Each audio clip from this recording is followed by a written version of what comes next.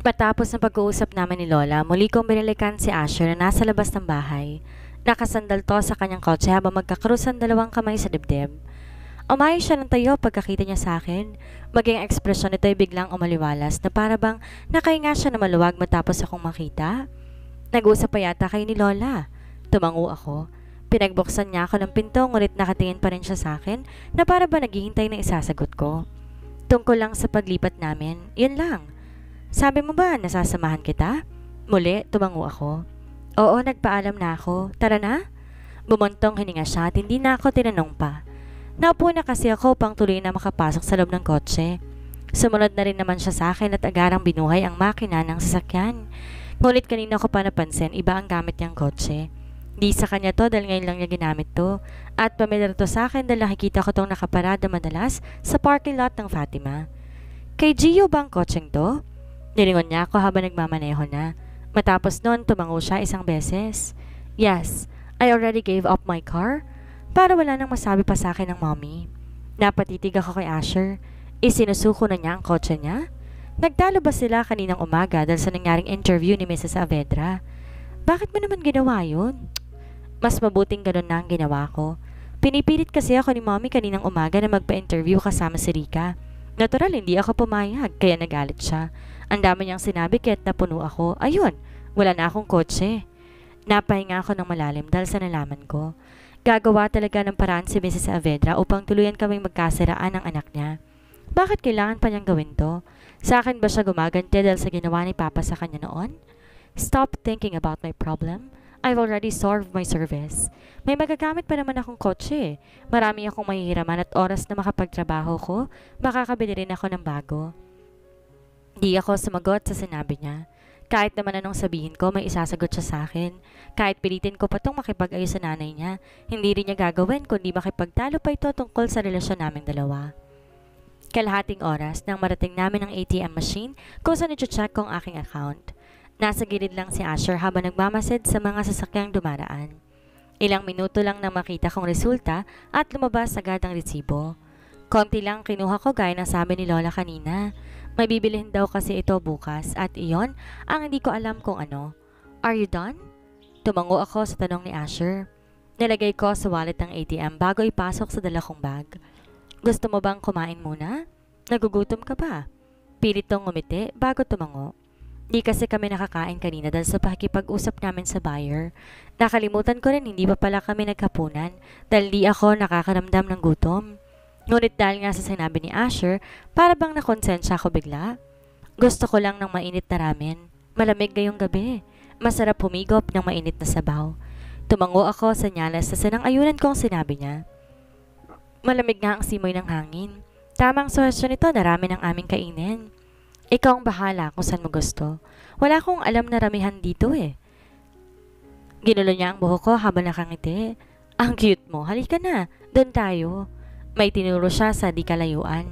Mula sa kinatatayuan namin natatanaw ko nga ang di kalakihang restaurant na sa tingin ko, seafood lahat ng pagkain. Pinagbuksan niyang muli ako ng pinto bago tumungo sa driver's seat. Dahil malapit lang pinuntahan namin, madali rin kaming nakarating sa parking lot. Inantay ko siyang pagbuksan ako nito ng pinto. Yun kasi ang gusto niya dahil yun naman daw ang ginagawa ng isang nobyo. Kaya't nang lumabas ako habang hawak ng aking kamay, malaki ang kanyang ngiti. Alam ko ng rason kung kaya't nailing akong nangitirin sa sobrang gwapo niyang kiligin. Sa tabi ng glass wall kami pumesto kung saan natatanaw namin ang kalsada. Nakapag-order na si Asher ng 2 ramen na pinakamalaki sa menu. Nag-order din siya ng iced tea at medium size na takoyaki. Hindi ako pamilyar sa pagkain yon kaya't hindi ko tinikman. Mas focus ako sa ramen na halos naiiba ang lasa kaysa lutong bahay. Para bang espesyal ang pagkain to sa sobrang sarap at lilamnam ng sabaw. San ka uuwi ngayong gabi? Tapos na kami sa pagkain. Umiinom na lamang kami habang nagpapahinga. Tatawagan ko si Gio. Kinuha ko lang kasi tong kotse niya eh. Tinakas ko lang kanina. Nanlaki ang mata ko dahil sa sinabi niya. Wala namang problema yun kay Gio. Marami siyang kotse. Makikisakay na lang siya kay Megs. Pero hindi tamang ginawa mo. Paano kung mag-away kayo? Natawa siya sa sinabi ko. That's impossible. Hindi kami nag-aaway sa ganong bagay. Maliit na bagay lang to para kay Gio and he already leave his key on me. Hindi ko nga lang siya hinintay makalabas. Napailing ako. Ibang klase rin ang lalaking ito dahil yun palang ginawa niya kanina. Kung sa bagay halatang mas close naman silang dalawa ni Gio at mukhang nagkakaintindihan sila. Ilang minuto pa na matapos kami ng tuluyan, tinawag na ni Asher ang waiter para kunin ang bill ng kinain namin. Sinabi ko sa kanya ako nang magbabayad sa kinain ko. Kinoko ang ATM ngunit mas nauna siyang nilakad ang kanyang sa waiter. Sa aming dalawa, wala ko nagawa kundi bumuntong hininga. Pinanood kong mag-scan ng waiter habang niligpit na ang pinagkainan namin. Ngunit ilang beses nang ginawa ang pag-scan sa ATM ni Asher, ngunit wala pa rin nangyayari. Hindi ko alam kung may problema ba dahil binalik ng waiter ang card ni Asher. Sorry sir, your ATM is zero balance? Ilang beses ko na siyang inulit, ayaw talaga. Bahagyang bumuka ang labi ko sa sinabi niya. Hindi rin kagad nakasagot si Asher dahil maging siya, nagulat pa sa nangyari. At bago pa makapagsalita si Asher, inabot ko ng aking card sa waiter para ako nang magbayad sa kinain namin. Isang beses lang na in-scan niya iyon at mabilis na bayaran ang bill namin. Ginitian ko si Asher bago hawakan ang kanyang kamay. Hinila ko na to palabas dahil tila malalim na ang kanyang naging pag-iisip. Maging sa paglalakad namin tahimik lang siya, ngunit nagawa naman niyang pagbuksan ako ng pinto nang hindi umiimik. Hanggang maupo siya sa tabi ko, hindi na siya nagsalita pa. Di ko na napigilan pang sarili kong hawakan ang braso niya. Ayos ka lang ba? Bumuntong hininga ko bago ko nito lingunin. My ATM is already gone. Napatitig ako sa sinabi niya. Para bang naisip ko na agad kung anong tinutukoy niya? Di ako nakapagsalita dahil ginawang hakbang muli ng mommy niya. She is going to block all of my card. Ano sa tingin niya ang ginagawa niya? Sa tingin ba nito, babalik ako sa kanya para lumuhod at magmakaawa na ibalik lahat ng pera ko? Matunog siyang umisip. Kalaunan mapait siyang tumawa bago umiling. They cannot separate us. Kahit anong gawin nila, hindi kita iiwan. Hindi kita bibitawan. At ikaw lang pipiliin ko kaysa pera, kaysa kanila. Alam ko, seryoso si Asher sa sinabi niya. Ngunit malaking pangambang bigla ang naramdaman ko dahil tiyak hindi titigil si Mrs. Saavedra hanggang sa gumapang sa hirap si Asher. Napanunok ako.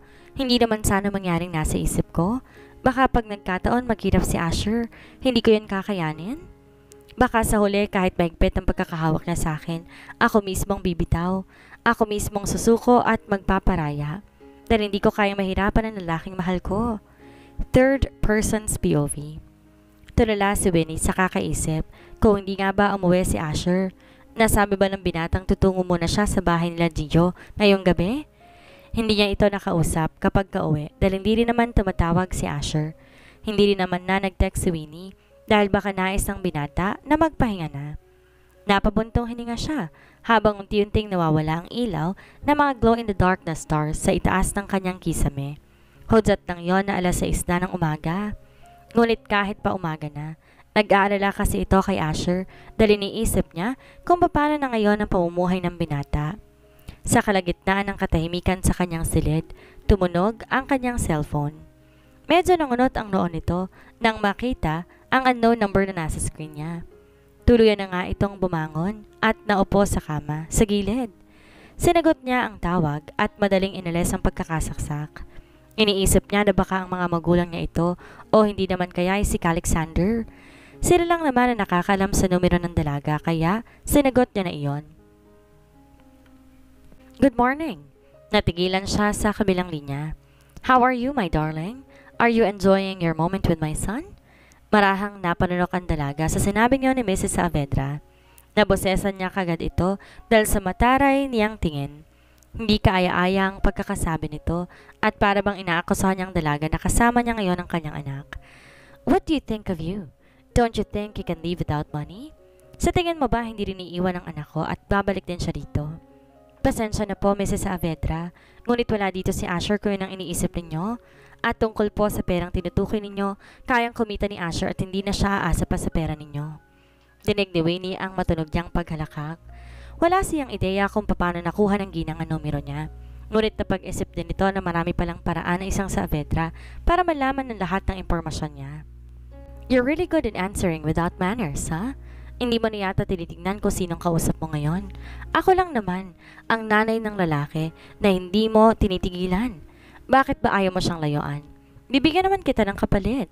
Kung ano ang gusto mo, ibibigay ko sa'yo. Hindi ho ako interesado sa pera ninyo. Totoong mahal ko ho ang anak ninyo.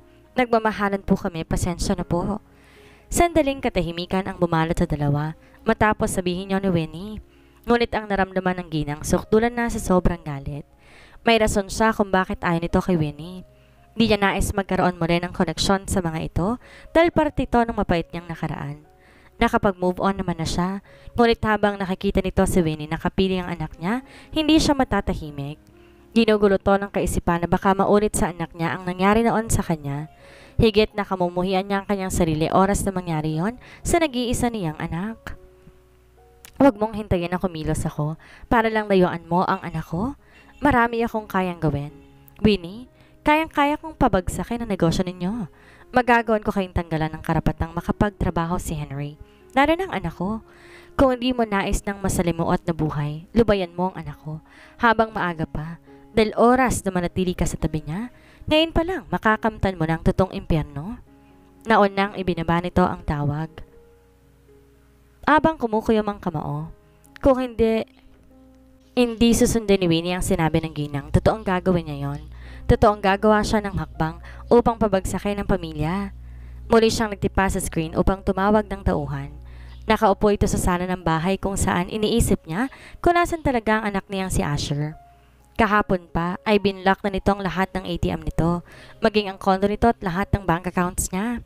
Wala na siyang kahit anong perang mapagkukunan at inaasahan ng ginang na sa loob ng isang buwan muling babalik sa kanyang anak para magmakaawa. Hanapin ninyong anak ko. Magbigay kayo ng impormasyon kung nasan siya ngayon. Manmalan niyo rin ang kilos ng dalaga at nais kong malaman lahat kung anong ginagawa nila. Yun ang siyang utos ng ginang sa tauhan nito. Nais niyang malaman kung makikipagkita pa rin ba si Winnie sa anak niya. Matapos nitong magbitaw ng banta, oras na malaman niyang nagkikita pa rin sila, doon na siya gagawa ng hakbang para gawing miserable ang buhay ng dalaga. Sa mansyon ng mga Marillo, naroon si Asher kung saan kasabay nitong kumakain ng almusal sa Gio, maging ang lolo nitong si Rodolfo, ang dean ng Fatima na pinapasukan nila. Tinawagan ni Asher ang kaibigan kagabi. Sinagot yun ni Gio habang nasa bar ito. Medyo maingay kaya hindi sila agad nagkaintindihan. At dahil nasa bar pa si Gio nang maihatid ni Asher si Winnie, nauna siyang tumungo sa bahay ng mga Marillo. Nakita siya ni Yaya Glor, nakatiwala sa mansyong iyon. Pinapasok niya ang binata at sinabing wala pa rin si Gio ng oras na yon. Tumango si Asher, sinabing hintay na lamang ang kaibigan. Alauna na yata nang umuwi si Gio kaya halos sa sala na natulog si Asher dahil lamang sa paghihintay niya sa kaibigan. At dahil lasing na umuwi si Gio, ngayong umaga lang sila nakita. Sa sunod kasi wag ka nang maglasing pa. Anong oras ka ba umuwi kagabi? At hindi mo lang nalamang may bisita ka na kayo ko si Gio. Dahil sa paninermo ng kanyang lolo, dahil maagang natulog ang matanda, hindi rin niya nalaman ang pagdating bigla ni Asher. We're just having a party last night, Lo. Gio answered without looking at his grandfather. Napasinghalang matanda. Party again? Paano na lang yata party ang nasa utak mo? Wala ka nang inatupag kundi paglalakwat siya. Nais mo bang gumaya sa mga magulang at tiyuhin mo? Of course not, Lo. I already finished my study. Graduation na sa sunod na linggo. Pagbigyan niyo na ako. Pagbigyan? Nababalitaan kong panay ang pagdadala mo ng babae sa kondo mo. Baka magkasakit ka niyan dahil sa ginagawa mo. What the hell, Lo? Kinuha ng matanda ang tungkod nito at mabilis pinalo sa ulong apo. Nagbumura ka pa. Hindi ka naman magiging engineer kapag gumaganyan ka na. Bigyan mo na lang ako ng apo, matutuwa pa ako sa'yo. Himas-himas ni Gia ang ulo habang nakangawi. I am not going to get married, Lo. Sakit lang yun sa ulo. Maraming babaeng manuloko sa paligid, ayoko matsambahan. Abat ang batang to. Hindi mo lang alam kung ganong kasarap sa pakiramdam ang umibig. At sa oras na maranasan mo ito panigurado, magsisisi ka na hindi mo sinubukan na maaga. Hindi ba, Asher? Mabilis tumango si Asher sa tanong ng matanda. Sanay na siya sa dalawa at madalas talagang magtalo ang mga ito dahil sa ugali ni Gio. Hindi na to bago kay Philip.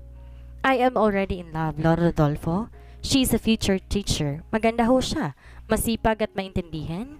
Tumango-tango ang matanda. Look at your friend, Gio. Paniguradong mauuna pang magkaroon ng anak sa'yo si Asher.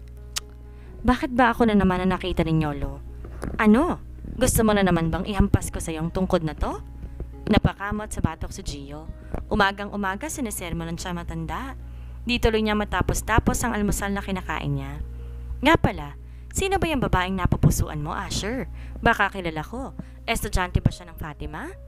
Asher nodded while drinking. Inubos ang tubig bago ngumiti. She is Carmela Winilyn Villanueva. Villanueva? Yung Dean's Lister ngayong taon? Tumango si Asher. Hindi ba yun yung babaeng nakasama mo nung ma-report kayo? Yes, Lo. Yun yung babaeng binubuli ni Asher noon. Sinamaan ng tingin ni Asher si Gio.